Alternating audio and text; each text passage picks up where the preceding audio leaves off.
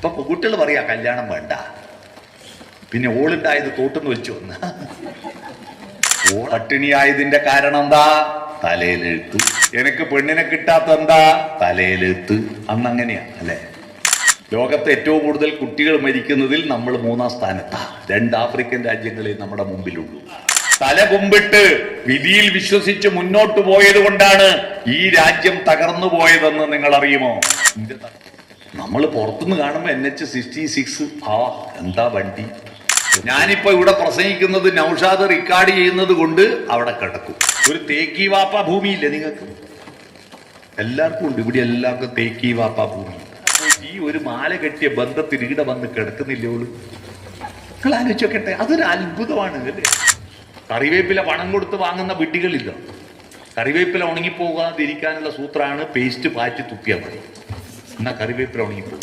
ഇന്ന് ആർട്ടിഫിഷ്യൽ ഇന്റലിജൻസിന്റെ കാലഘട്ടത്തിൽ മനുഷ്യൻ അന്നത്തെ അറിവും വെച്ചിട്ട് ഇന്ന് തമ്മിലടിക്കുന്നത് പോലെ വിഡ്ഢിത്തം വേറെയുണ്ടോ? ബ്രിട്ടീഷുകാരും പോർച്ചുഗീസുകാരും ഡച്ചുകാരും ഇവിടെ വന്ന് മുഴുവൻ കൊള്ളയടിച്ചു പോയില്ലേ? ഒരു ദൈവം ഉണ്ടായോ നമ്മളെ സഹായിക്കാൻ? ഉണ്ടായില്ലല്ലോ. ആരുടെ ഹൃദയത്തിലാ രാമൻ ഇരിക്കുന്നത്? സന്തുഷ്ടിയുള്ള മനസ്സ്. പോരാ നാളിൽ നാളിൽ കീശദൂരമുയരട്ടെ എന്നല്ല. എന്റെ കാറ് 5 ആള് കയറുന്നല്ലേ, ഓന് 7 ആള് കാറുണ്ടല്ലോ. സംതൃപ്തിയില്ല. ദൈവം ഇത്രയും അപമാനിക്കപ്പെട്ട കാലം അറിയില്ല. ധർമ്മടം പബ്ലിക് ലൈബ്രറിയുടെയും യുവതാര ആർട്സ് ആൻഡ് സ്പോർട്സ് ക്ലബിന്റെയും ഭാരവാഹികളെ, ഈ ഉത്രാടപ്പാച്ചലിന്റെ തലേന്നും നമ്മുടെ രാജ്യത്തെ ബാധിക്കുന്ന, നമ്മുടെ ജീവിതത്തെ ബാധിക്കുന്ന, നമ്മുടെ ഗ്രാമത്തെ ബാധിക്കുന്ന, നമ്മുടെ ഭാവിയെ ബാധിക്കുന്ന ഒരു വിഷയത്തെക്കുറിച്ച് ഒരുമിച്ചിരുന്ന് വിചിന്തനം നടത്താൻ വേണ്ടിയിട്ട് ഈ സായാഹ്നത്തിൽ ഒത്തുചേർന്നിരിക്കുന്ന പരിണതപ്രജ്ഞരായ സഹോദരി സഹോദരന്മാരെ, നാട്ടുകാരെ, സുഹൃത്തുക്കളെ, നിങ്ങൾക്കെല്ലാവർക്കും നമസ്കാരം. ഗ്രന്ഥശാലകൾ അറിവിന്റെ പ്രകാശഗോപുരങ്ങളാണ്. അവിടെയുള്ള പ്രകാശം എന്തിനാണ്? പുസ്തകം വായിക്കുന്നത് ആസ്വാദനത്തിനാണ്, നേരം പോക്കിനാണ്, അറിവിനാണ് എന്നൊക്കെയാണ് നമ്മുടെ ധാരണ. എന്നാൽ അത് മാത്രമൊന്നുമല്ല, അതൊക്കെ വേണം. അതിനപ്പുറത്തേക്ക് പുസ്തകം വായിക്കുന്നത് നമ്മളെയും ചുറ്റുപാടിനെയും ബന്ധിപ്പിക്കാനും അതിനെ മാറ്റാനും കൂടിയാണ് പുസ്തകം വായിക്കുന്നത്. പട്ടിണിയായ മനുഷ്യ, നീയ പുസ്തകം കയ്യിലെടുത്തോളൂ എന്ന ബർത്തിന്റെ പ്രഗത്ഭമായ ആഹ്വാനം നിങ്ങൾക്ക് ഓർമ്മയുണ്ടാവും. പട്ടിണി മാറിയത് എപ്പോഴാ കേരളത്തിൽ? കൃഷിഭൂമിയും കൃഷിയും പണ്ടുമുണ്ടായിരുന്നു. ഇന്നത്തേക്കാൾ നന്നായി കൃഷി ചെയ്തിരുന്നു പണ്ട്, ഇല്ലേ? ഇന്നെത്രയാളാ കൃഷി ചെയ്യുന്നത്? അന്ന് എല്ലാരും കൃഷിക്കാരാ. എല്ലാരും കൃഷിക്കാരായിട്ടും ഭൂരിപക്ഷ ആളും പട്ടിണിയിലായി.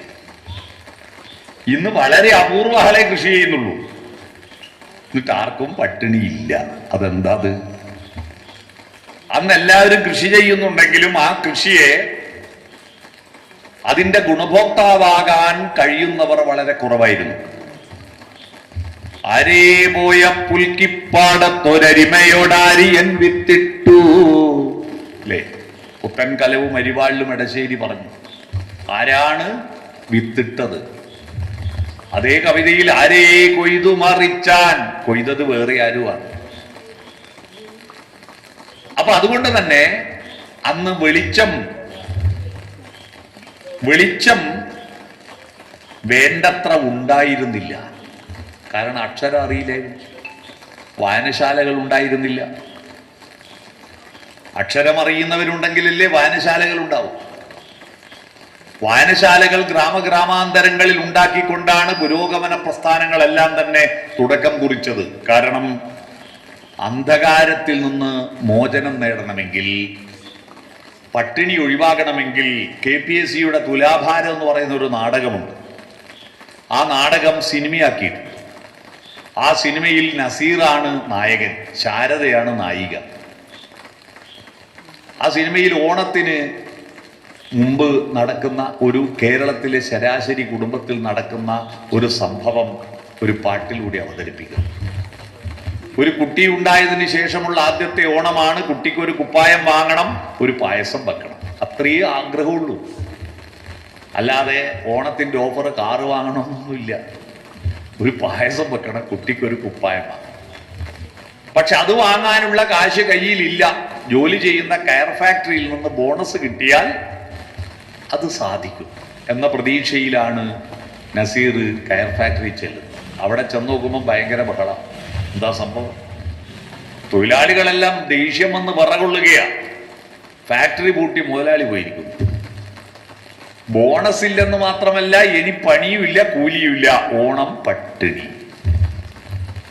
നിരാശനായി തിരിച്ചു വീട്ടിലേക്ക് വരുമ്പോ ഭർത്താവ് ഓണവിഭവങ്ങളുമായി വരുമെന്ന പ്രതീക്ഷയിൽ ഭാര്യ കുഞ്ഞിനെ തൊട്ടിലിട്ട് താരാട്ടുപാട്ട് പാടുകയാണ്. ആ പാട്ട് നിങ്ങൾക്ക് ഓർമ്മയുണ്ടോ?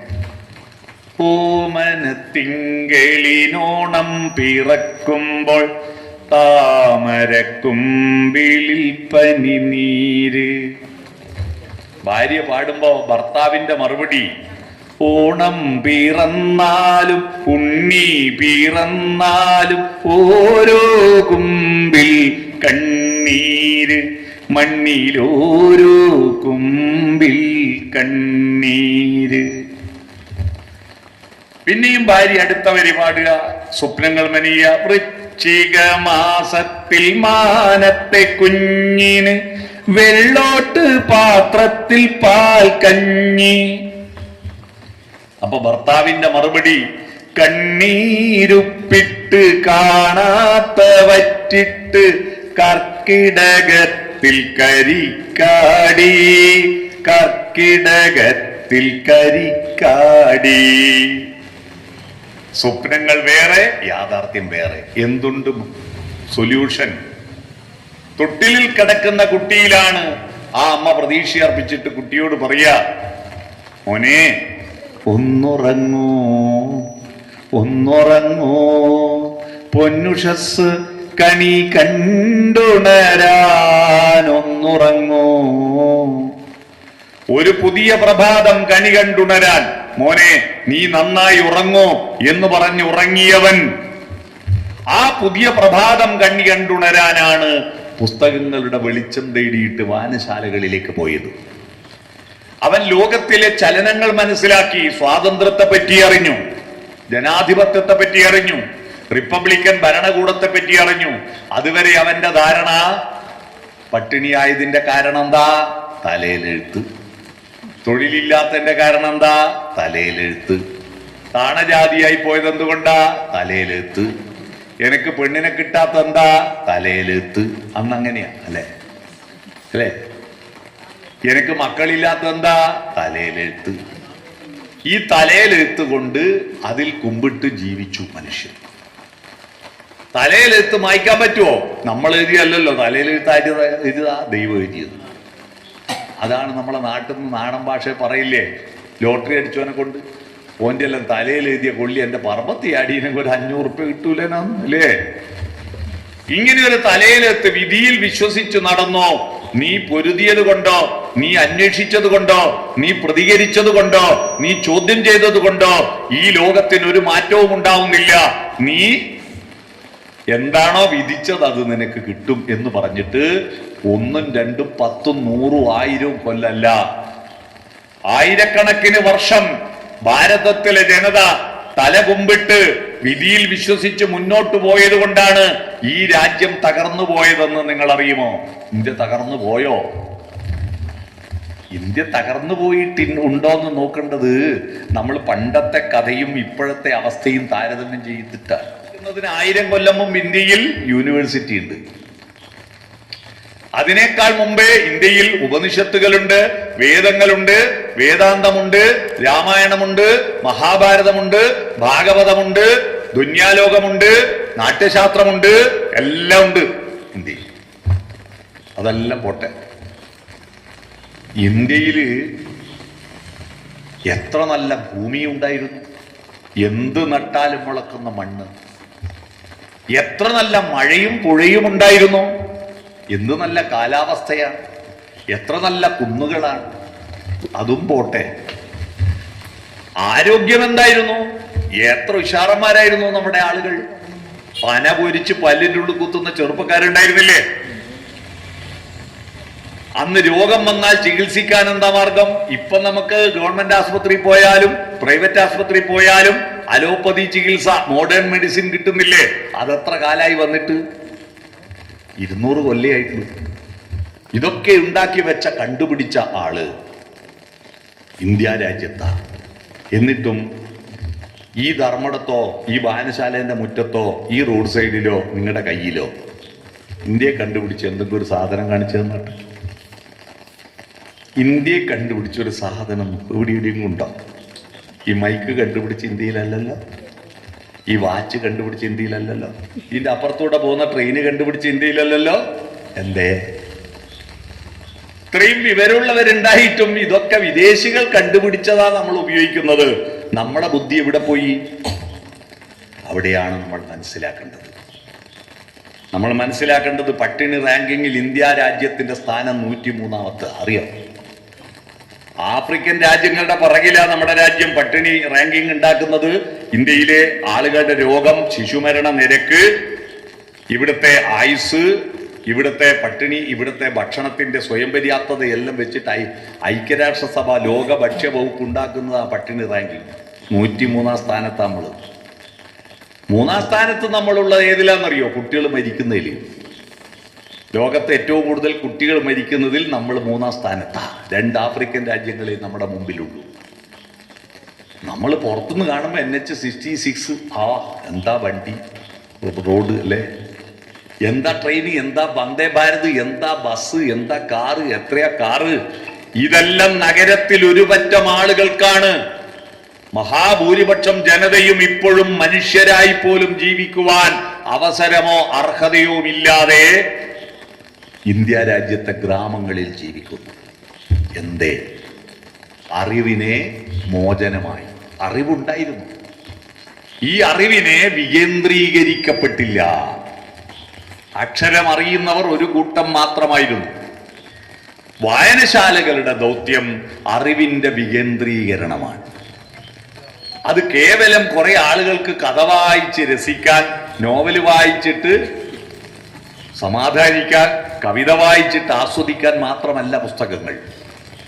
ആ പുസ്തകങ്ങളിലൂടെ നമ്മളെയും നമ്മളിലൂടെ നാടിനെയും തിരുത്താനുള്ള ചാലകശക്തിയാണ് അക്ഷരങ്ങൾ.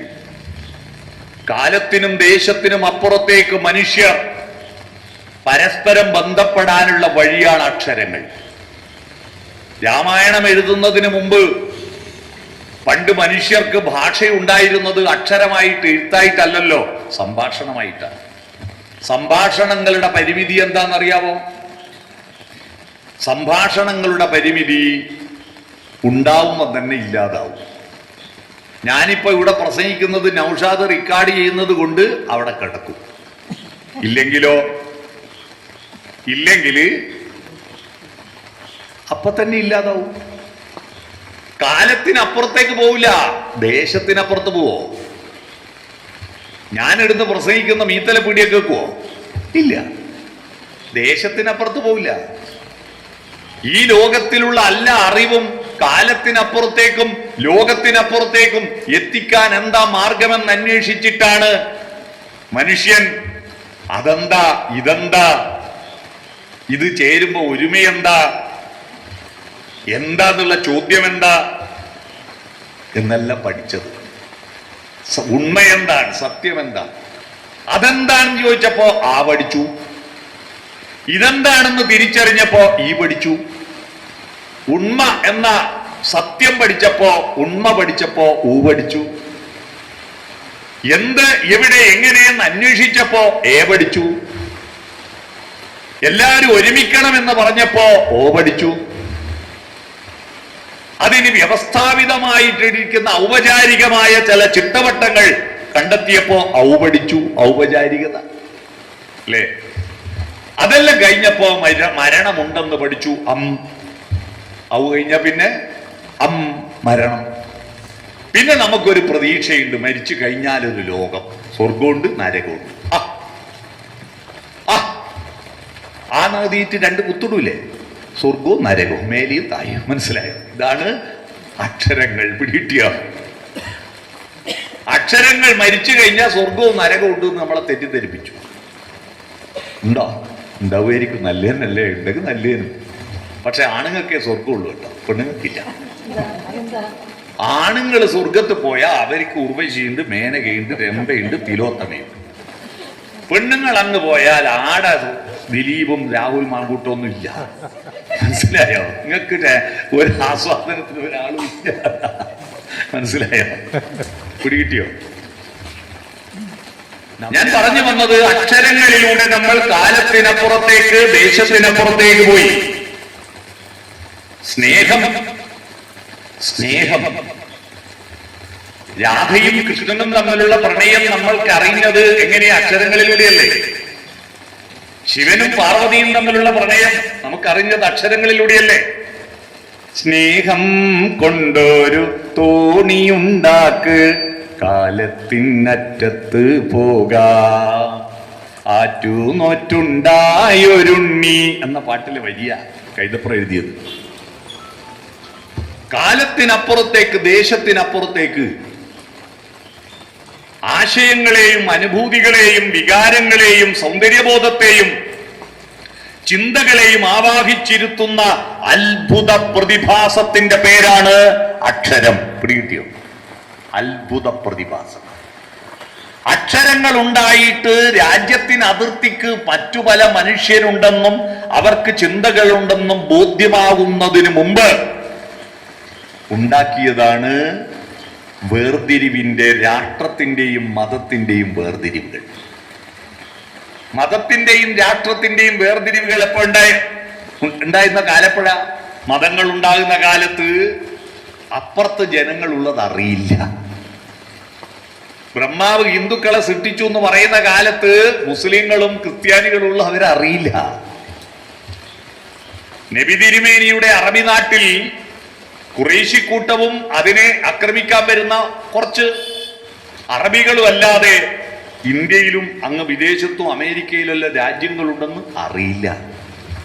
അത് അവരുടെ തെറ്റല്ല, അവർക്ക് ആവട്ടത്തിലല്ലേ അറിയൂ. എന്നാൽ അക്ഷരങ്ങളും വിവർത്തനങ്ങളും വന്നതോടുകൂടി ഈ ഭൂമിയിലെ മനുഷ്യരെല്ലാം ഒന്നാണെന്ന തിരിച്ചറിവ് കണക്ക് ശാസ്ത്രത്തിലൂടെ ബോധ്യപ്പെടുത്താം. നമ്മളൊന്ന്, മാനവരൊന്ന് എന്നാണല്ലോ നമ്മൾ ഓണത്തിന്റെ പശ്ചാത്തലത്തിൽ, നബിദിനത്തിന്റെ പശ്ചാത്തലത്തിൽ, ശ്രീനാരായണ ഗുരു ജയന്തിയുടെ പശ്ചാത്തലത്തിൽ ആണ് മാനവരൊന്ന് എന്ന വിഷയം നമ്മൾ എടുത്തത്. കണക്കിലൂടെ. എന്താ ഈ കണക്ക്? കണക്ക് എന്ന് പറഞ്ഞാൽ എന്താ? പൂച്ചക്കത്രയാ കണ്ണ്? 2. പശുവിനോ? 2. നായ്ക്കോ? 2. നമ്മക്കോ? 2. കണക്കല്ലേ? അതാ കണക്ക്. പിടികിട്ടിയ എന്താ കണക്ക് എന്ന് മനസ്സിലായോ? എല്ലാം കണക്കാ. മനസ്സിലായോ? നമ്മൾ പറയില്ലേ സാറിന് എല്ലാം കണക്ക് തന്നെ. തെരഞ്ഞെടുപ്പിന് മുന്നിൽ ചില ആൾ പറയും ആര് വന്നിട്ടുണ്ട് എല്ലാം കണക്ക് തന്നെ. കണക്കല്ല എന്നുള്ള സത്യം നമ്മൾ തിരിച്ചറിയണം. കണക്ക് എന്ന് പറഞ്ഞാൽ ഒരുപോലെ എന്നാ. പ്രകൃതിയിൽ ഒരു കണക്കുണ്ട്. ഭൂമി 24 മണിക്കൂർ കൊണ്ട് ഒരു തവണ കറങ്ങുന്നതുകൊണ്ടല്ലേ ഒരു ദിവസം. 1 സെക്കൻഡ് അങ്ങോട്ടും ഇങ്ങോട്ടും ആകുന്നില്ലല്ലോ. കണക്കല്ലേ? കണക്ക. ഭൂമി സൂര്യനെ ചുറ്റാൻ 365 ദിവസം ഒരു ദിവസം വെയിറ്റ് ചെയ്ത് കാത്തു നിൽക്കുന്നുണ്ടോ? ഇല്ല, കണക്കാണ്. പ്രകൃതിയെല്ലാം കണക്കിലാണ്. അതുകൊണ്ടാണ് എല്ലാ മൃഗങ്ങളുടെയും അവയവങ്ങളുടെ എണ്ണം കണക്കാ. ശ്രദ്ധിച്ചു? പട്ടിക്കും പശുവിനും പൂച്ചക്കും കണ്ണ് 2ആണ്, മൂക്കിന് 2 ഓട്ടയാണ്, ചെവിക്ക് 2ആണ്, അല്ലേ? എല്ലാം ഒരുപോലെയല്ലേ? ഇതെല്ലാം പല സ്ഥലത്തു നിന്നാണോ ഉണ്ടാക്കിയത് ദൈവം? എങ്കിൽ എങ്ങനെ ഒരേ കണക്കിൽ വന്നു? ബ്രഹ്മാവ് ഹിന്ദുക്കളെ സൃഷ്ടിച്ചു, അല്ലേ?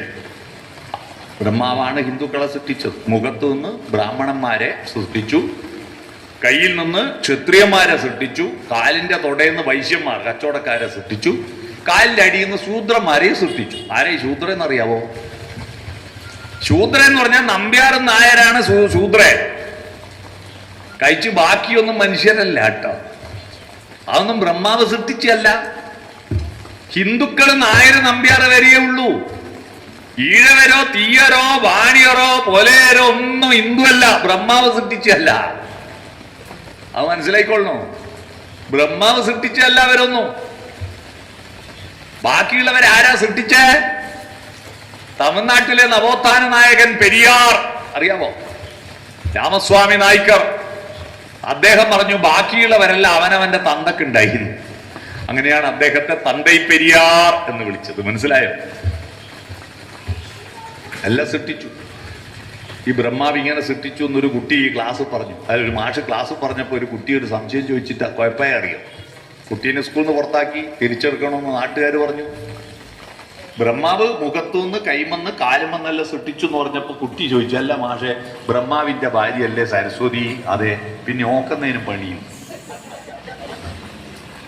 ഇയാളിത് സൃഷ്ടിക്കുന്നത് പിന്നെ യുദ്ധത്തിനെ കല്യാണം കഴിച്ച്. മനസ്സിലായോ? ബ്രഹ്മാവ് സരസ്വതി ഒന്നേ സൃഷ്ടിച്ചിട്ടു. അറിയാമോ? സരസ്വതി സൃഷ്ടിച്ചതിനെ അറിയാമോ നിങ്ങൾക്ക്? ബ്രഹ്മാവെല്ലാം സൃഷ്ടിക്കുമ്പോ സരസ്വതി പറഞ്ഞു, ഭഗവാനെ ഒന്ന് ഞാനും സൃഷ്ടിച്ചോട്ടെ, ഒരു ചാൻസ് എനിക്ക് തന്നു. അങ്ങനെ ഈ സൃഷ്ടിന്റെ പാസ്വേഡ് സരസ്വതിക്ക് കൊടുത്തു. ആര്? ബ്രഹ്മാവ്. സരസ്വതി നോക്കുമ്പോൾ ഒരു നല്ല പഴം ഉണ്ടാക്കണം. ബ്രഹ്മാവ് ഉണ്ടാക്കിയ പഴങ്ങൾ ഉണ്ണിക്ക് നീണ്ട് അല്ലേ ഉരുണ്ട്. സരസ്വതി നീണ്ടുരുണ്ടൊരു പഴം ഉണ്ടാക്കി അതിന് ജീവൻ കൊടുത്തു. ബ്രഹ്മാവ് വന്ന് നല്ല പഴം. അപ്പൊ സരസ്വതി ചോദിച്ചു, ഞാനൊരു പഴം ഉണ്ടാക്കാൻ വേണ്ടി കുറേ സമയമെടുത്തു. നിങ്ങൾ ഈ ലക്ഷക്കണക്കിന് ചക്കയും ലക്ഷക്കണക്കിന് മാങ്ങയും ലക്ഷക്കണക്കിന് തേങ്ങയിൽ ഇതപ്പാപ്പ ഉണ്ടാക്കുന്നു. അന്നേരം ബ്രഹ്മാവ് പറഞ്ഞു, പൊട്ടത്തി, ഞാനൊന്നേ ഉണ്ടാക്കൂ. അതിൻ്റെ അകത്തുള്ള വിത്ത് മുളച്ച് മരാവും, മരം പൂത്ത് കായാവും, കായ് പിന്നെ വീണ്ടും വിത്താവും. അങ്ങനെ ലോകമുള്ളിടത്തോളം കാലം വിത്ത് മരം പൂവ് കായ, വിത്ത് മരം പൂവ് കായ, അങ്ങനെ പോയിക്കോളൂ. അപ്പൊ വിത്ത് വേണേതിൻ്റെ ഉള്ളില് അയ്യോ ഞാൻ വിത്ത് വെച്ചിട്ടില്ല, ഇനിയിപ്പോ എന്താ ചെയ്യാ?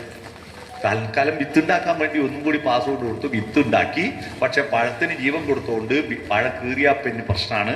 അതുകൊണ്ട് വിത്ത് പഴത്തിന്റെ പുറത്ത് ഒട്ടിച്ചു കൊടുത്തു. അങ്ങനെയാണ് കശുവണ്ടീന്റെ വിത്ത് പുറത്തായി പോയത്. ബാക്കിയെല്ലാം പഴത്തിന്റെ വിത്ത് അല്ലേ?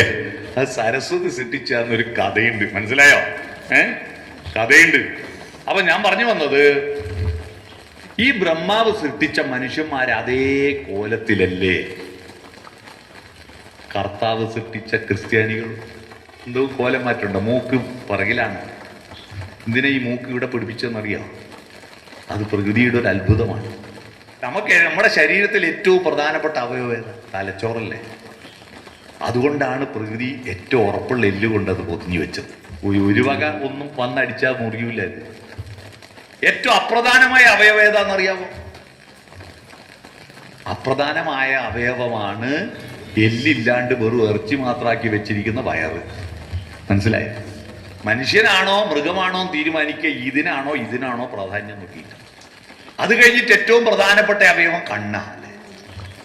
ആ കണ്ണ് പിടിപ്പിച്ചതിൻ്റെ ഒരു അത്ഭുതം, അതിൻ്റെ ഒരു എഞ്ചിനീയറിങ് നോക്കിയത്. ഞാൻ കഴിഞ്ഞ ആഴ്ച തലശ്ശേരി എഞ്ചിനീയറിംഗ് കോളേജില്ലേ, ആ കുട്ടികളോട് എഞ്ചിനീയറിങ്ങിന്റെ ബേസിക് പ്രകൃതിയിൽ നോക്കിയാൽ കാണാന്ന് പറഞ്ഞ് ഞാൻ പറഞ്ഞു കൊടുക്കുക. കണ്ണ് സൃഷ്ടിച്ചത്.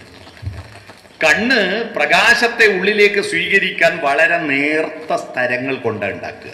ഇല്ലെങ്കിൽ എല്ല് കൊണ്ട് കണ്ണുണ്ടാക്കിയതിന് പ്രകാശം ഉള്ളിൽ കയറില്ലല്ലോ.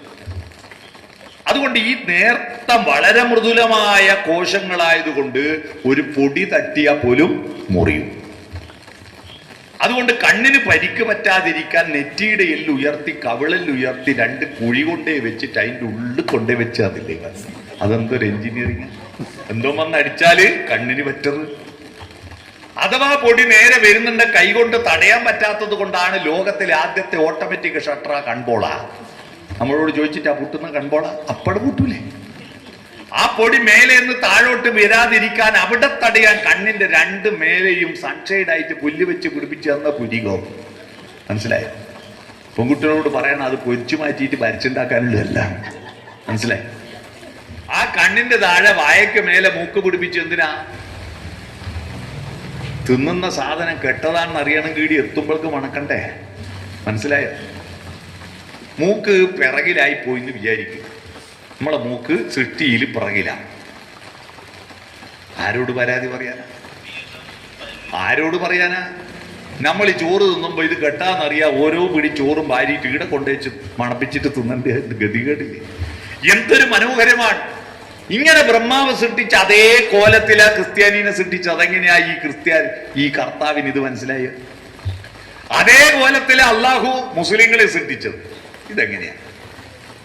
കർത്താവ് സൃഷ്ടിച്ചതും അള്ളാഹു സൃഷ്ടിച്ചതും ബ്രഹ്മാവ് സൃഷ്ടിച്ചുമായ മനുഷ്യർക്കെല്ലാം 10 വിരള. ഇതിലും വലിയ തെളിവെന്താ വേണ്ട? മാനവരൊന്ന് എന്നതിന് ഓർത്താൽ ഒരൊറ്റ തറവാട്ടുകാർന്ന ഈ ഭൂമിയിലെ മനുഷ്യരെല്ലാം ഒരു തറവാട്ടുകാരാണ്. പിന്നെ അവരെ വേർതിരിച്ചതാരാ? വിശ്വാസത്തിന്റെ പേരിൽ, അല്ലെ, തൊഴിലിന്റെ പേരിൽ, ജാതിയുടെ പേരിൽ, മതത്തിന്റെ പേരിൽ മനുഷ്യരെ വേർതിരിച്ചത് മനുഷ്യരെ തമ്മിലടിപ്പിക്കുവാൻ വേണ്ടി പരിശ്രമിച്ചവരാണ്, അല്ലാതെ ദൈവമല്ല. മനുഷ്യരെ തമ്മിൽ വേർതിരിപ്പിച്ച് കുട്ടനും മുട്ടനും കുത്തുകൂടുമ്പോ ചോരയിളകി ഒഴിച്ചു വരുന്നത് കുടിച്ചു വറ്റിക്കുന്ന കുറുക്കന്റെ കഥ നമ്മൾ സ്കൂളിൽ പഠിച്ചിട്ടുണ്ട്. ഈ ലോകത്തെ സകല കലാപങ്ങളും ഉണ്ടാകുന്നത് മനുഷ്യനും തമ്മിലുള്ള വേർതിരിവുണ്ടാക്കിയിട്ടാണ്. അതിന് മനുഷ്യന്മാർക്ക് 6 ശരി തോന്നും. 6 ശരി. ആ 6 ശരിയാണ് ലോകത്തിലെ സകല തെറ്റും ഉണ്ടാക്കുന്നത്. അറിയാവോ എന്താണ് ഈ 6 ശരി? 1, ഞാൻ മാത്രം ശരി. 2, എന്റെ ജാതി മാത്രം ശരി. അല്ലെ, എന്റെ ഇന്ത്യയാണ് ലോകത്തെ ഏറ്റവും നല്ല രാജ്യം. എന്തുകൊണ്ടാ? ഞാൻ ഇന്ത്യക്കാരനായതുകൊണ്ട്. എന്റെ ജാതിയാണ് ഏറ്റവും നല്ല ജാതി. എന്തുകൊണ്ടാ?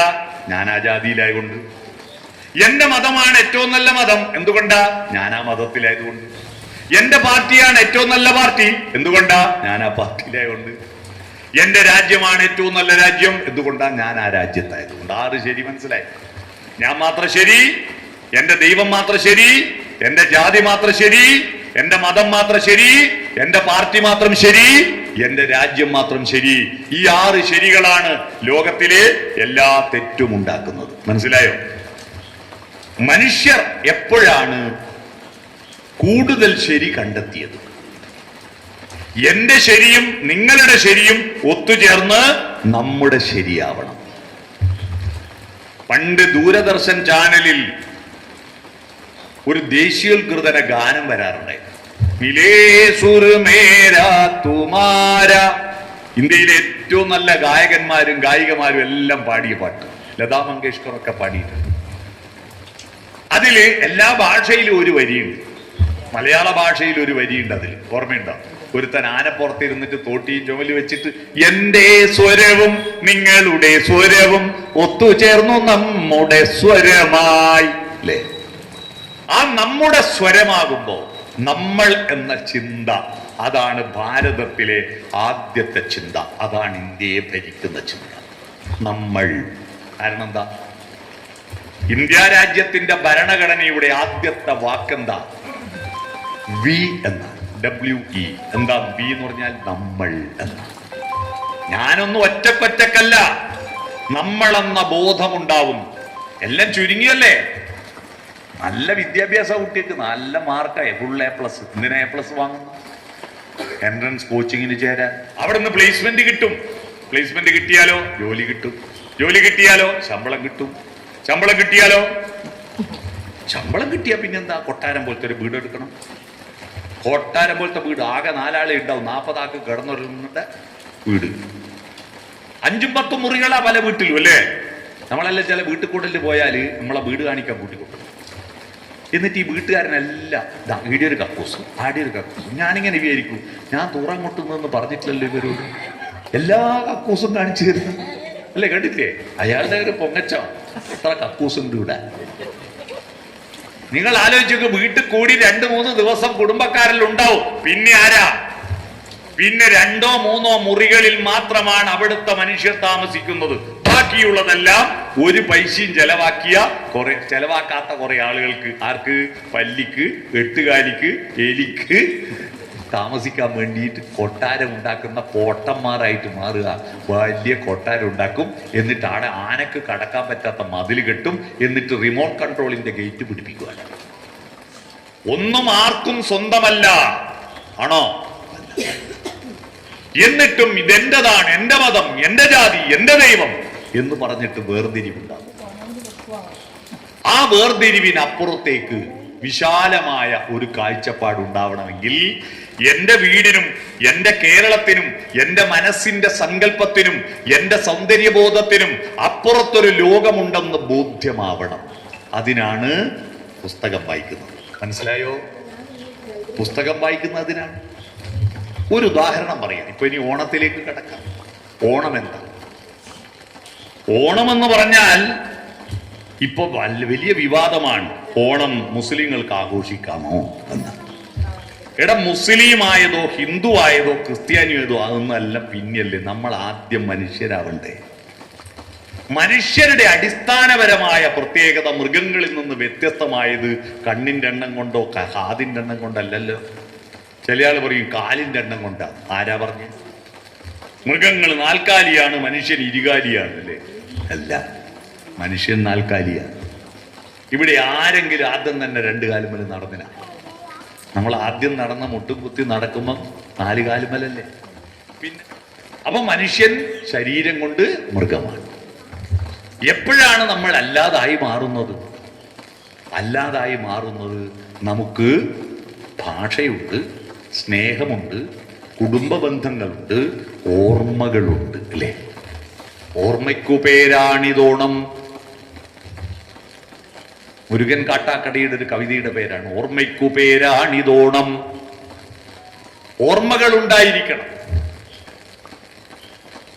ഈ ചുറ്റുവട്ടമുള്ള കാഴ്ചകളിൽ ചരിത്രം, പ്രകൃതി, പൂക്കൾ, കൃഷി ഇതൊക്കെ വേണ്ടേ മനുഷ്യൻ? അതിനൊന്നും ജാതി മതമുണ്ടോ? എങ്ങനെയാ മനുഷ്യൻ ഉണ്ടായെന്നറിയോ? ഇനി ഞാൻ പറയാൻ പോകുന്ന കഥ ഇതിഹാസങ്ങൾ ജനിക്കും മുമ്പേ ഈശ്വരൻ ജനിക്കും മുമ്പേ ഉള്ള കഥയാണ്. കഥയല്ല, യാഥാർത്ഥ്യം. മൃഗങ്ങളുടെ കൂട്ടത്തിൽ രാവിലെ എണീറ്റാ തിന്നാൻ എന്താ കിട്ടുക നോക്കുക, എന്നിട്ട് തിന്നാല് കിടന്നാടെ ഉറങ്ങുക എന്നല്ലാതെ ഉടുതുണിയില്ലാത്ത, ഭാഷയില്ലാത്ത, വീടില്ലാത്ത, കൃഷിയില്ലാത്ത ഒരു മുൻ തലമുറ നമുക്കുണ്ടായിരുന്നു. ഹോമോസോപ്പിയൻസ്, നിയാണ്ടർത്താൾ മനുഷ്യൻ എന്നൊക്കെ പറയും. ഇവര് കാട്ടാളന്മാരാ, നാടില്ല, എത്തിയെടുത്ത് കിടന്നു, ഭക്ഷണം ഉണ്ടാക്കി ഒന്നുമില്ല. വീണത് പെറുക്കി തിന്നു, മണ്ണ് കളച്ച് കിഴങ്ങ് തിന്നു, മൃഗങ്ങളെ കൊന്നു തിന്നു, ആടെ കിടന്നുറങ്ങും. തിരിച്ചു പോക്കില്ല. സ്വന്തമായ ഒരു ഭൂമിയുണ്ടോ? നിങ്ങൾ ഇത് കഴിഞ്ഞിട്ട് തിരിച്ചു പോയിട്ട് കിടന്നുറങ്ങാൻ നിങ്ങൾക്കൊരു കട്ടിലില്ലേ? ആ കട്ടിലുള്ളൊരു റൂമില്ലേ? ആ റൂമുള്ളൊരു വീടില്ലേ? ആ വീടിലുള്ളൊരു ഭൂമിയില്ലേ? നിങ്ങളുടെ പേരിൽ തേക്കി വാപ്പ ഭൂമി. ഒരു തേക്കി വാപ്പ ഭൂമിയില്ലേ നിങ്ങൾക്ക്? എല്ലാവർക്കും ഉണ്ട്. ഇവിടെ എല്ലാവർക്കും തേക്കി വാപ്പ ഭൂമി. മനസ്സിലായിട്ടല്ലേ? എന്നാൽ നാളെ രാവിലെ, ഇന്ന് പോട്ടാ തപ്പട്ട, നാളെ രാവിലെ നിങ്ങളെ വീട്ടിന്റെ ആധാരോ അതിന്റെ കോപ്പി എടുക്കുക. ആ കോപ്പി എടുത്തിട്ട് അതിന്റെ അവസാനത്തെ പേജിൽ കുറെ പട്ടിക കാണും. അതിന്റെ മേലെ ഉണ്ടാ തേക്കി വാപ്പ.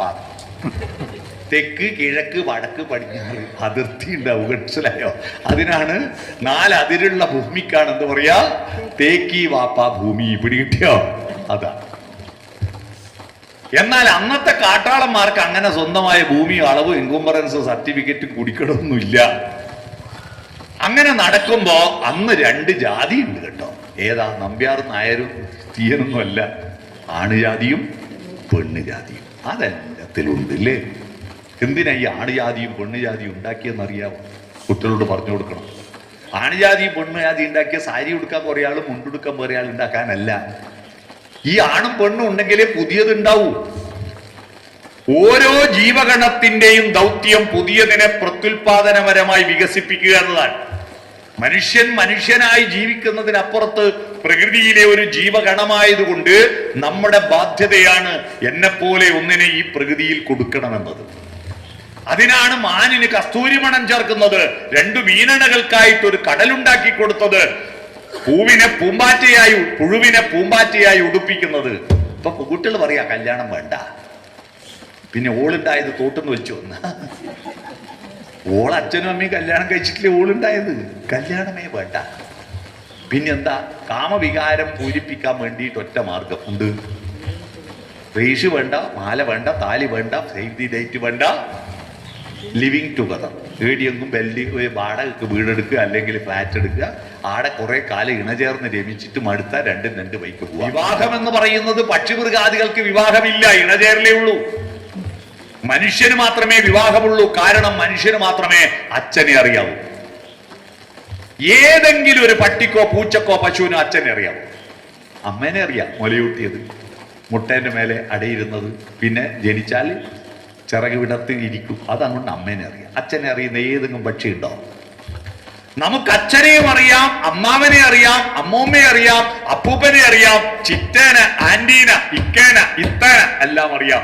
ആ അറിവാണ് മനുഷ്യനെ മൃഗങ്ങളിൽ നിന്ന് വ്യത്യസ്തനാക്കുന്നത്. ഈ കുടുംബ ബന്ധങ്ങൾ എങ്ങനെയാ രൂപപ്പെടുന്നത്? കുടുംബ ബന്ധങ്ങൾ രൂപപ്പെടുന്നത് വിവാഹ ബന്ധത്തിലൂടെയല്ലേ, അല്ലേ? അതിലല്ലേ മക്കളുണ്ടാവുന്നത്. അതുകൊണ്ട് കുട്ടികളോട് പറയണം, അതൊരു ബാധ്യതയാണ്. അത് വെറുതെ ഒരു കുട്ടികളെ ആരോ തെറ്റിദ്ധരിപ്പിച്ചു, കല്യാണം എന്ന് പറഞ്ഞാൽ ഏതോ വീട്ടിൽ പോയിട്ട് അടിമപ്പണി എടുക്കലാണ്. അതല്ല, കുറെ സീരിയൽ കേട്ടിട്ട് വിചാരിച്ചു പോയതാ. ഇതൊന്നുമല്ല. ഇന്നത്തെ വീടുകളെല്ലാം എത്ര സ്വതന്ത്രമാണെന്നറിയും. ഇന്നും അമ്മ പോര് നടത്തുന്ന ഏതെങ്കിലും വീടുണ്ടെങ്കിൽ ആ വീട്ടിലെ പെണ്ണുങ്ങളെയും ആണുങ്ങളെയും എല്ലാം കൊണ്ടുപോയിട്ട് മാനസിക രോഗത്തിന് ചികിത്സ കൊടുക്കണം. ഇതേതാ കാലം?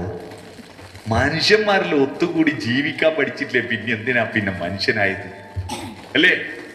സ്വന്തം മോളെ പോലെ കാണണ്ട, അല്ല, സ്വന്തം മോളേക്കാ മേലെ കാണണ്ടേ കല്യാണം കഴിച്ചുകൊണ്ടെന്ന പെണ്ണിനെ. കാരണം എന്താ? പേടിയോ കിടക്കുന്ന ഒരു പെണ്ണ് ആടെ പോയിട്ട് ഈ ഒരു മാല കെട്ടിയ ബന്ധത്തിന് ഈടെ വന്ന് കിടക്കുന്നില്ലേ ഓള്? നിങ്ങൾ ആലോചിച്ചോക്കട്ടെ, അതൊരു അത്ഭുതമാണ്, അല്ലേ? ഒരു പരിചയമില്ലല്ലോ. ഞാനിപ്പോ ബ്രണ്ണൻ കോളേജിൽ പഠിക്കുമ്പോ ഞാൻ നിർമ്മലഗിരി കോളേജിൽ പഠിക്കുമ്പോ എന്റെ ഭാര്യ ആടെ പഠിക്കുന്നുണ്ടായിരുന്നു പോലും എനിക്കൊരു പരിചയമില്ല. ഞാൻ ഡിഗ്രിക്ക് പഠിക്കുമ്പോൾ PDCക്ക് ഉണ്ടായിരുന്നു. ഞാൻ കണ്ടിട്ടില്ല, ഒരു പരിചയമില്ല. ഒരു ദിവസം ബസ്സിൽ നിന്ന് ഇറങ്ങി വരുമ്പോ പെണ്ണ് കാണാൻ പോയിട്ട് ബൈക്കിൽ നിന്ന് കണ്ട് ആ പെണ്ണാന്ന് മനസ്സിലാക്കിയിട്ട് എന്റെ പേരെന്നാന്ന് ചോദിച്ച ബന്ധത്തിലല്ലേ ഓൾ എന്റെ മോനെയും പെറ്റിട്ട് എന്റെ മോനെ ഭക്ഷണം കൊടുത്തിട്ട് എന്റെ വീട്ടിൽ ജീവിക്കുന്നില്ലേ ഓള്? എന്തൊരു ഏതെങ്കിലും ആണുങ്ങളോട് ഒരു പരിചയമില്ലാത്ത വീട്ടിൽ പോയി താമസിക്കാൻ പറഞ്ഞ 4 ദിവസം കഴിയുമ്പോൾ ഞാനിങ്ങ് പോന്നാന്ന് പറയില്ലേ? കല്യാണം കഴിക്കുന്നതിന് മുമ്പ് ഭാര്യന്റെ വീട് കാണാത്ത ഏതെങ്കിലും ആണുണ്ടാ? എന്നാ കല്യാണം കഴിയുന്നതിന് മുമ്പ് ഭർത്താവിന്റെ വീട് കാണാൻ പെണ്ണുങ്ങൾക്ക് ചാൻസ് ഉണ്ടാ? അത് തിരുത്തണം കേട്ടോ. ഇവനെന്താ ഓളെ വീട്ടിൽ താമസിക്കുന്നില്ലല്ലോ, എന്നിട്ട് ഓൻ ആ വീട് കാണണം. ഭാര്യാഗൃഹേ പരമസുഖേ 10 ദിനേ പട്ടി സമയം എന്ന് ചൊല്ലുള്ളതുകൊണ്ട് പോവില്ല, അല്ലേ? പോയാൽ തന്നെ എൻ്റെ ഒരു സുഹൃത്ത് പറഞ്ഞാൽ, ഞാൻ ഭാര്യ വീട്ടിൽ അങ്ങനെയൊന്നും പോവില്ല. മാസത്തിൽ 2 പ്രാവശ്യം പോവും.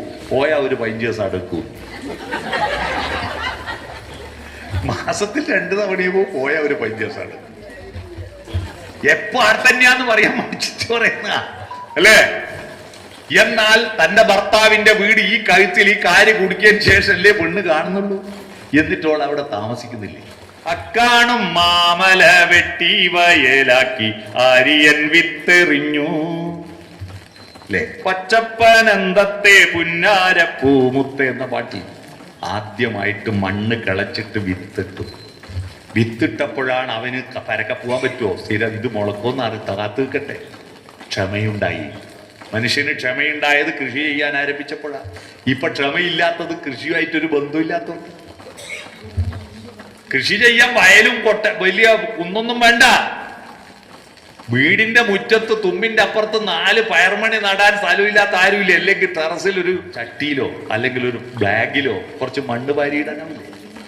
എന്നിട്ട് പല്ല് തേക്കുന്ന വെള്ളമെങ്കിലും അതിന് നനച്ചൂടെ? രാവിലെ പല്ല് തേച്ചിട്ട് കറിവേപ്പില ചെടിക്ക് തുപ്പിയാൽ കറിവേപ്പില ഉണങ്ങിപ്പോയില്ല. എന്നിട്ട് മുഖം കൈ കൂടെ ഈ വെള്ളത്തിൽ. കറിവേപ്പില പണം കൊടുത്ത് വാങ്ങുന്ന വിഡ്ഢികളില്ല. കറിവേപ്പില ഉണങ്ങിപ്പോകാതിരിക്കാനുള്ള സൂത്രമാണ് പേസ്റ്റ് പാറ്റി തുപ്പിയാൽ മതി. എന്നാ കറിവേപ്പില ഉണങ്ങിപ്പോയില്ല കേട്ടോ, ഉണങ്ങിപ്പോയില്ല. എന്നിട്ട് ഈ ചെടിക്ക് നനയ്ക്കുക, പല്ല് തേക്കുന്ന ആ വെള്ളം കിണ്ടിയും വെള്ളത്തോട്ട് നനച്ചിട്ട് അവിടുന്ന് കുത്തനി ഒരു തണ്ടും ബലങ്ങനെ 2 ഇലയും. അതാ പ്ലസ് കുട്ടി പഠിക്കേണ്ടത്. മനസ്സിലായോ? അതിൽ നിന്നുണ്ടാകുന്ന പയർമണി പറിച്ച് തിന്നുമ്പോൾ ഉണ്ടാകുന്ന ഒരു ആനന്ദമുണ്ട്. കറിവേപ്പിലെ ചെടിയുമെന്നും പെണ്ണുങ്ങൾ നുള്ളിക്കളിയും. ഉണങ്ങിപ്പോപ്പോൾ ഒരു 1.5 മീറ്റർ ഉയരം പൊന്തിയാൽ മാത്രമേ കറിവേപ്പിലേന്റെ ഇല നുള്ളാൻ പാടുള്ളൂ. ഇല്ലേ ഉണങ്ങിപ്പോവും. 1.5 മീറ്റർ ഉയരം. അത് പറിക്കാതിരിക്കാനാണ് ഈ പേസ്റ്റ് പാറ്റി തുപ്പിയാൽ പിന്നെ പെണ്ണുങ്ങൾ നുള്ളൂല്ല. മനസ്സിലായി? അതാ ഞാൻ പറഞ്ഞ പേസ്റ്റ് തുപ്പിയാൽ കറിവേപ്പില ഉണങ്ങിപ്പോവില്ല എന്ന്. മനസ്സിലായില്ലേ? അതാണ് ഞാൻ പറഞ്ഞു വന്നത്. അങ്ങനെ നടാൻ തുടങ്ങി. നട്ടപ്പോ സ്ഥിരമായി ഇതിനെ കാത്തുനിന്നോ പൂക്കോ പായ്ക്കോ എന്നറിയാൻ ക്ഷമയുണ്ടായി. അങ്ങനെ കായ്ച്ചപ്പോ പറിച്ചെടുത്തപ്പോ രുചിയുണ്ടായി, അപ്പൊ സംതൃപ്തി ഉണ്ടായി, അപ്പൊ പങ്കുവെച്ച് കഴിച്ചു, സ്നേഹമുണ്ടായി. ബാക്കിയുള്ളത് ഉണക്കി വെച്ചു, സൂക്ഷിച്ചു വെച്ചു, ഭാവി കാലമുണ്ടായി, സമ്പാദ്യമുണ്ടായി, മനുഷ്യരുണ്ടായി. നടാൻ തുടങ്ങിയപ്പോഴാ നാടുണ്ടായേ. ഇത് പരിണാമദശയിലൂടെ വന്നതാണ് മനുഷ്യൻ. മണ്ണുകൊണ്ടുണ്ടാക്കി അടുപ്പത്ത് വെച്ച് ആദ്യത്തെ കരിഞ്ഞുപോയി, അത് ആഫ്രിക്കക്കാർ പോയി. രണ്ടാമത്തെ കരിഞ്ഞു പോകുന്ന പേടിച്ചിട്ട് ആകുന്നേരെടുക്കും എടുത്തു, അതാ വെള്ളക്കാർ. മൂന്നാമത്തെ കൃത്യം വെന്തിട്ടെടുത്തു, അതാ ഇന്ത്യക്കാർ. കറുത്തിട്ടുമല്ല വെളുത്തിട്ടുമല്ല. മനസ്സിലായി? അപ്പൊ വെളുപ്പ് കൂടിയവർ മനസ്സിലായിക്കൊള്ളുക, ലേശം വേവ് കുറവാണ് കേട്ടോ, മനസ്സിലായിക്കൊള്ളുക. അപ്പോ ഞാൻ പറഞ്ഞു വന്നത്, മനുഷ്യൻ ഈ പ്രകൃതിയുടെ പരിണാമ ചക്രത്തിൽ ഉയർന്നു വന്നിരിക്കുന്ന ഒരു അത്ഭുത പ്രതിഭാസം. ആ അത്ഭുത പ്രതിഭാസം ഒരു സുപ്രഭാതത്തിൽ ഒരാൾ ഡിം എന്ന് പറഞ്ഞു ഉണ്ടാക്കിയതല്ല.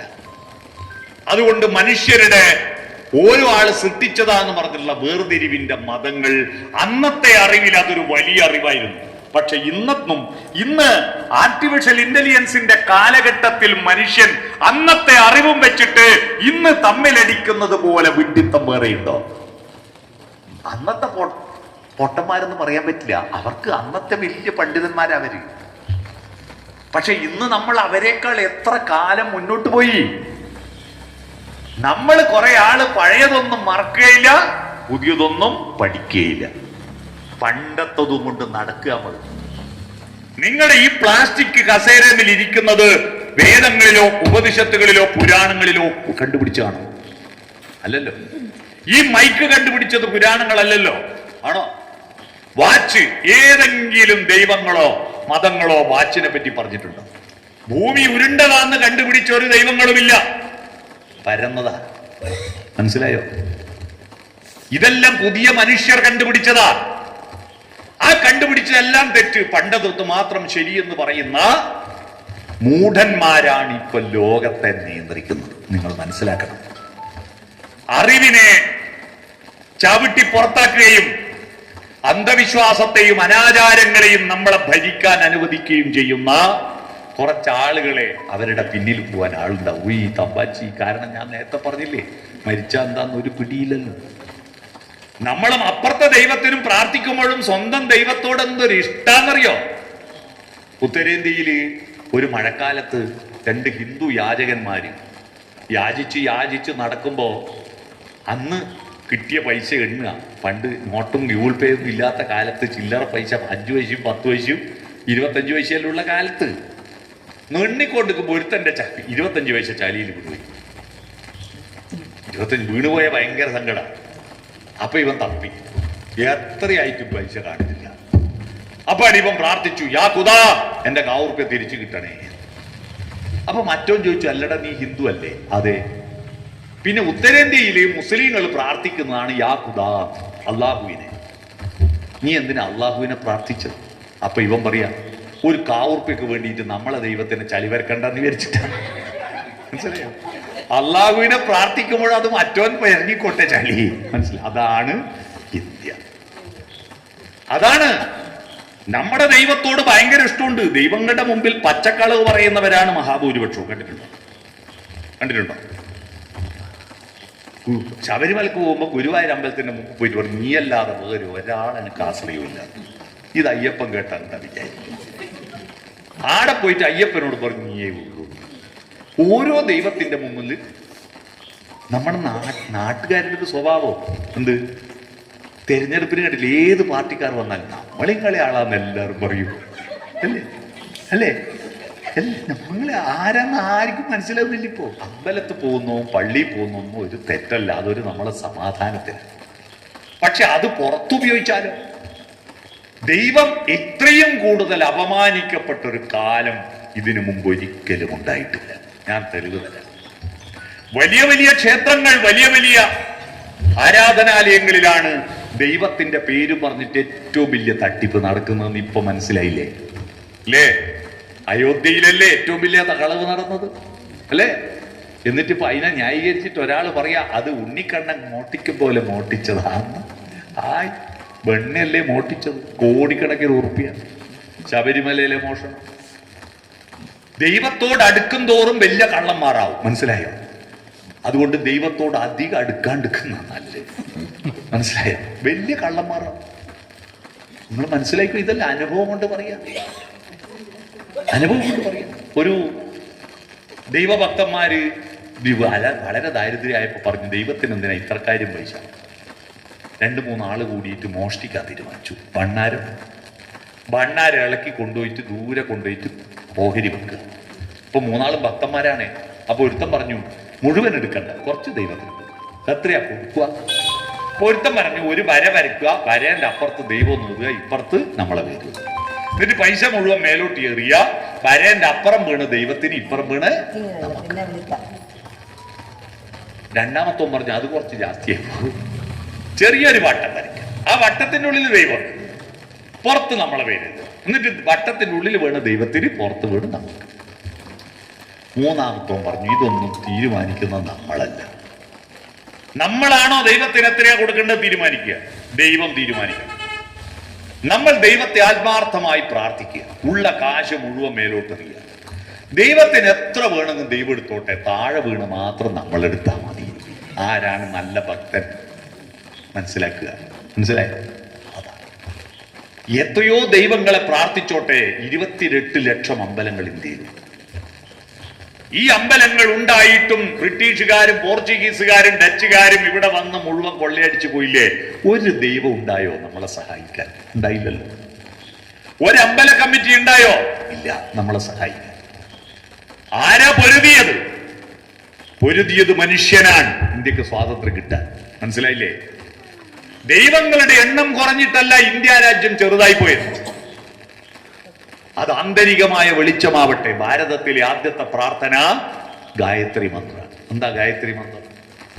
ആദ്യത്തെ പ്രാർത്ഥന സങ്കല്പ ദൈവത്തെ അല്ല. ഇപ്പൊ വിഷ്ണു ശിവൻ നല്ലുള്ള ദൈവത്തെ ആരും കണ്ടിനാ? സിന്ധു എന്നുള്ള സങ്കല്പല്ലേ. അവരങ്ങനെയാന്ന് ആരാ പറഞ്ഞ്? ശ്രീകൃഷ്ണൻ ഇങ്ങനെയാ, ഈ പീലിയും ചൂടിയിട്ട് ഇങ്ങനെയാന്ന് ശ്രീകൃഷ്ണൻ പറഞ്ഞോ? ശ്രീകൃഷ്ണന്റെ രൂപം ശ്രീകൃഷ്ണനോ മഹാവിഷ്ണുവോ ശിവനോ സെൽഫി എടുത്തയച്ചെന്നാ?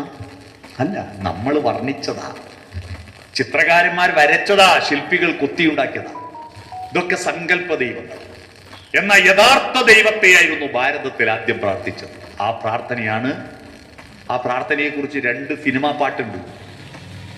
ശാരികേ ശാരികേ സിന്ധു ഗംഗാ നദീ തീരം വളർത്തിയ ഗന്ധർവഗായികേ പാടുക നീ പുരുഷാന്തരത്തിലെ ഭാവോജ്വലങ്ങളാം സൂര്യഗായത്രികൾ. സൂര്യനെയാണ് ആദ്യം പ്രാർത്ഥിച്ചത്. എന്താ സൂര്യഗായത്രി തീരുന്നത്? ഓം ഭൂർഭുവസ്വഹ തത്സവിതുർവരേണ്യം ഭർഗോ ദേവസ്യ ധീമഹി ധിയോ യോ ന പ്രചോദയാത്. പുറത്ത് വെളിച്ചം തരുന്ന സൂര്യ, ഊർജത്തിന്റെ ഉറവിടമായ സൂര്യ, നീ അകത്ത വെളിച്ചമാവൂ. ധീ എന്ന് പറഞ്ഞാൽ ബുദ്ധി, ബുദ്ധിയുടെ പ്രചോദനമാവും. പുറത്ത് വെളിച്ചം പോരാ. മൃഗങ്ങൾക്കെല്ലാം പുറത്ത് വെളിച്ചം കാണാൻ പറ്റും, കണ്ണുണ്ട്. പക്ഷെ ഒരു മൃഗത്തിനും അകത്ത വെളിച്ചമില്ല, സ്വന്തം പേരറിയില്ല. നായ്ക്കറിയോ നായിന്റെ പേര് നായിയാണ്? ഒരു മൃഗത്തിനും പേരറിയില്ല. ലോകത്തിലെ സകലതിനും പേരിട്ട മനുഷ്യനല്ലേ, അല്ലേ? മനുഷ്യന്റെ ബുദ്ധി കൊണ്ടാ, ഉള്ളിലെ വെളിച്ചം കൊണ്ടാ. ഓരോ മൃഗത്തിനും ഓരോന്നിനും പേരിട്ടത് മനുഷ്യനാണ്. ദൈവങ്ങൾക്കും പേരിട്ടത് മനുഷ്യനാണ്. അത് അകത്ത വെളിച്ചം കൊണ്ടാ. ഈ അകത്ത വെളിച്ചം ആർക്ക് കുറയുന്നുവോ അവർക്കാണ് നമ്മളൊന്നല്ല എന്ന ബോധം ഉണ്ടാവുക. പിടികിട്ടിയോ?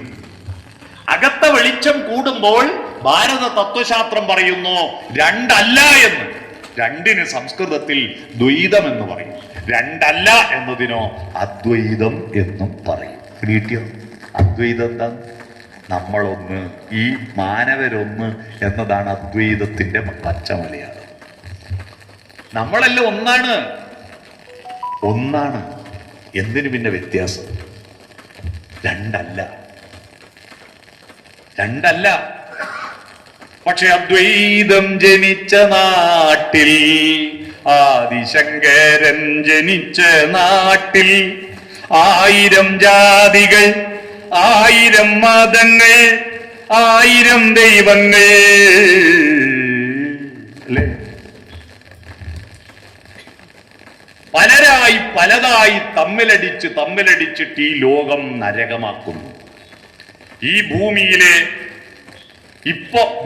ഏതാണ്ട് 800 കോടി മനുഷ്യരുണ്ട്. 800 കോടി മനുഷ്യർക്കും സുഖമായി ജീവിക്കാനുള്ളതെല്ലാം ഈ ഭൂമിയിലുണ്ട്. എന്നിട്ട് എന്താ കുറെ ആൾ പ്രയാസപ്പെടുന്നത്? തമ്മിലെ വെറുപ്പും അടിയും കൊണ്ടാണ്. ഒന്നല്ല എന്ന ബോധം കൊണ്ടാണ് ഈ ഭൂമിയിലെ നരകമുണ്ടാകുന്നത്. ഈ ഭൂമിയിൽ സ്വർഗമാകാൻ ഒറ്റ മാർഗമേ ഉള്ളൂ. നമ്മളൊന്നാണേ പാടാം, നമ്മളൊന്നാണ്.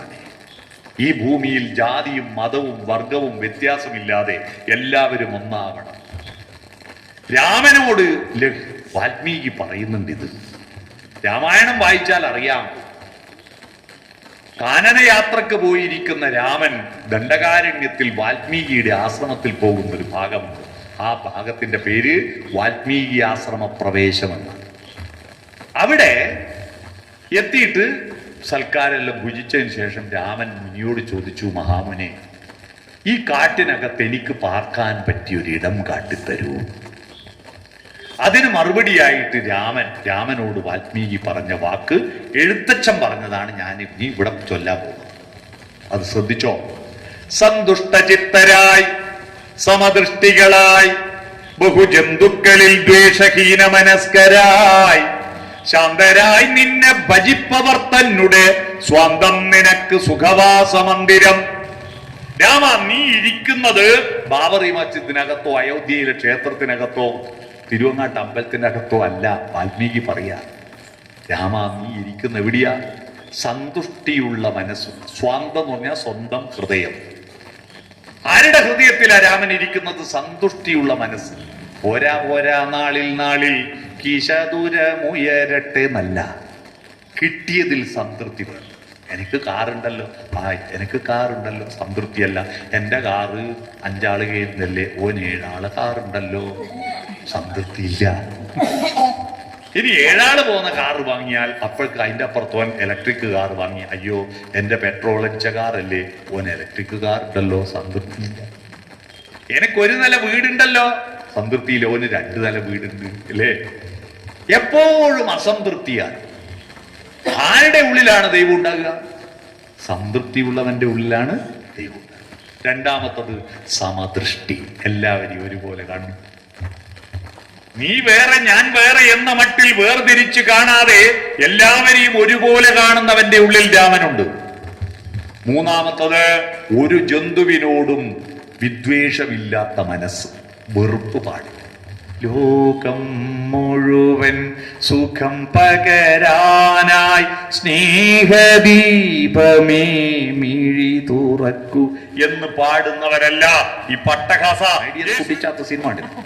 അതിൽ സായികുമാറിന്റെ അച്ഛൻ കൊട്ടാരക്കര ശ്രീധരൻ നായരില്ലേ, നമ്മുടെ ചെമ്മീന്റെ നാട്ടിൽ, അയാൾ മന്ത്രവാദിയാണ്. കുട്ടിച്ചാത്ത മുട്ടുപാട ഇതുപോലെ ദൈവത്തെ പേടിപ്പിക്കുക. അട്ടഹാസമാണിപ്പോ ദൈവം. അതാ പറഞ്ഞ ദൈവം ഇത്രയും അപമാനിക്കപ്പെട്ട കാലം അറിയില്ല. ഞാൻ വലിയ ഭക്തനാണെന്ന് അറിയാൻ വേണ്ടി തോർത്തുമല് നാരായണ നാരായണ കൃഷ്ണ രാമ രാമ എന്ന് അച്ചടിച്ച തോർത്ത് വാങ്ങാൻ കിട്ടി. അയ്യോ, ദൈവത്തിന് ഇങ്ങനെയോ മാറ്റൻ. ഈ തോർത്തെടുത്തിട്ട് ഇവൻ ഏടിയെല്ലാം തോർത്തു. നാരായണ നാരായണ ഇട്ടിട്ട് ഏലിയെല്ലാം ഭരിക്കുക. നിങ്ങൾ ആലോചിച്ച് നോക്കട്ടെ, വൃത്തികെട്ട സ്വഭാവം. ദേവി ചെയ്തിട്ട് നാരായണ നാരായണൻ ജപിക്കോ എന്തോ ചെയ്തോട്ടെ, പക്ഷെ തോർത്തും വലി നാരായണ നരിക്കരുത്. ഒന്ന് ഭക്തന്മാരോട് പറയണം, തോർത്തും വലി നാരായണ എന്നും രാമരാമ എന്നും പ്രിന്റ് ചെയ്യരുത്. മനസ്സിലായോ? അതാ. അതുകൊണ്ട് സമദൃഷ്ടികളായി ബഹുജന്തുക്കളിൽ ദ്വേഷഹീന മനസ്കരായി ശാന്തരാവണം. ഇപ്പൊ ലോകത്ത് ദൈവത്തിന്റെ പേരിൽ ബെഞ്ചമിൻ നെത്യാഹു ഗാസയിലെ ആളുകളും തമ്മിലുള്ള യുദ്ധം ആരാ? ഇവർ രണ്ടുപേരും ദൈവവിശ്വാസികളാണ്. പാലസ്തീനികളിൽ അല്ലാഹുവിനെ വിശ്വസിക്കുന്നു, ബെഞ്ചമിൻ നെത്യാഹു യഹോവയെ വിശ്വസിക്കുന്നു. ട്രംപ് സത്യപ്രതിജ്ഞ ചെയ്തത് ബൈബിള് പിടിച്ചിട്ടാ, കർത്താവിൽ വിശ്വസിക്കുന്നു അല്ലേ?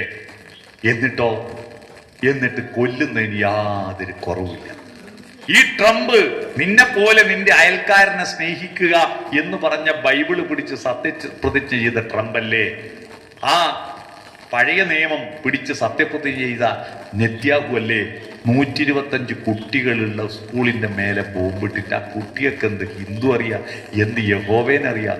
കുട്ടികൾ, കുഞ്ഞുങ്ങൾ ദൈവങ്ങളല്ലേ? വാക്കുകൾ കൂട്ടിച്ചൊല്ലാൻ വയ്യാത്ത കിടാങ്ങളെ ദീർഘദർശനം ചെയ്യും ദൈവജ്ഞര.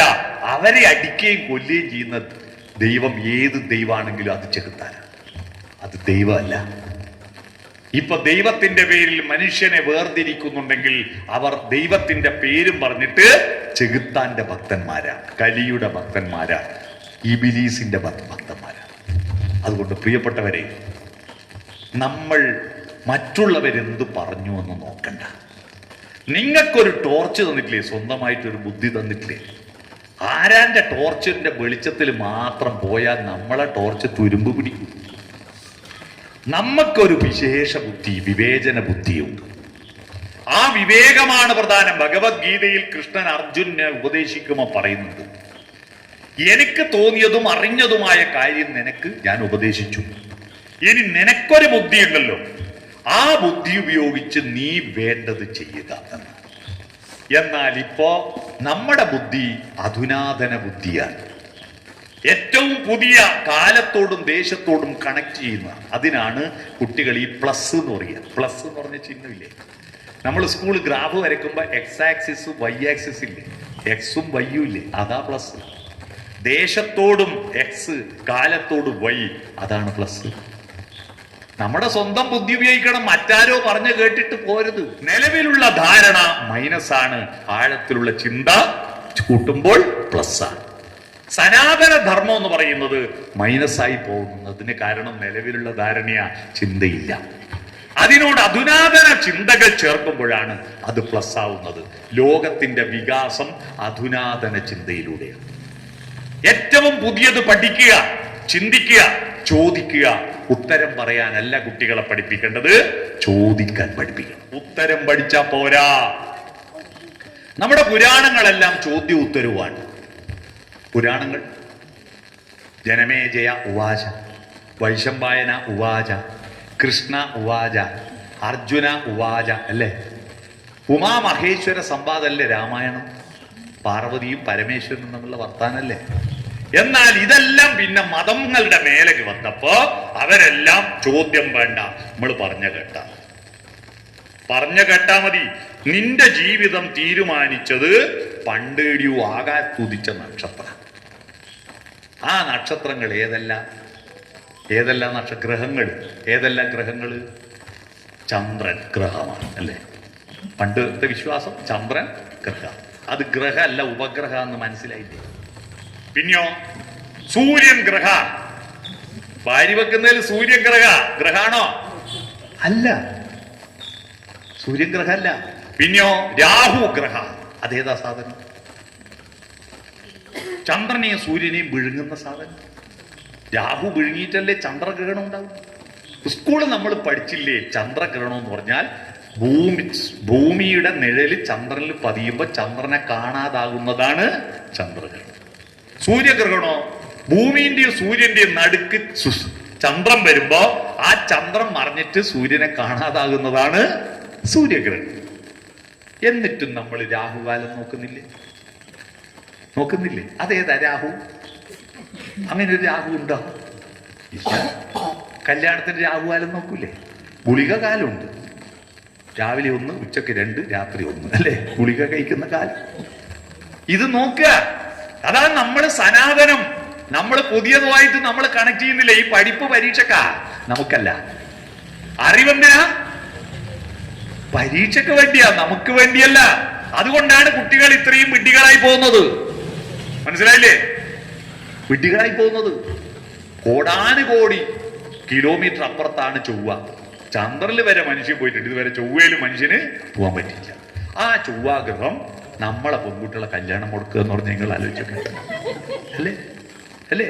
ചൊവ്വാദോഷം കഴിഞ്ഞ 10 കൊല്ലമായി ഞാൻ ചൊവ്വാദോഷം പെട്ട്, കഴിഞ്ഞ മെയ് മാസം വരെ 10 വർഷം ചൊവ്വാദോഷത്തിന്റെ പ്രയാസം അനുഭവിച്ചാൽ ഇല്ല എന്ന് പറയാൻ പറ്റുമോ? എനിക്ക് 10 വർഷം ചൊവ്വാദോഷം, 10 വർഷം കണ്ണൂർ ജില്ലാ പഞ്ചായത്തിന്റെ സ്റ്റാൻഡിംഗ് കമ്മിറ്റി ചെയർമാനായിരുന്നു ഞാൻ.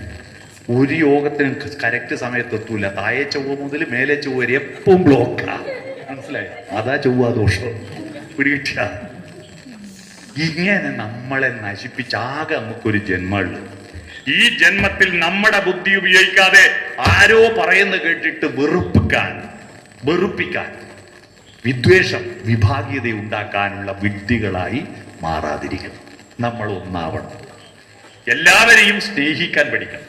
സോഫ്റ്റനായ കമ്മ്യൂണിക്കേഷൻ ഉണ്ടാവണം. മനസ്സിലായോ? മനുഷ്യനും കണ്ണിൽ നോക്കിയാൽ തന്നെ മതവ്യത്യാസം തീർന്നു. എല്ലാവരുടെയും കണ്ണ് കറുപ്പല്ലേ? ചെറിയാൾക്ക് ചെറിയ പൂച്ചക്കണ്ണുണ്ടാവുന്നല്ലേ ഉള്ളൂ. വെള്ളയില് കറുപ്പല്ലേ?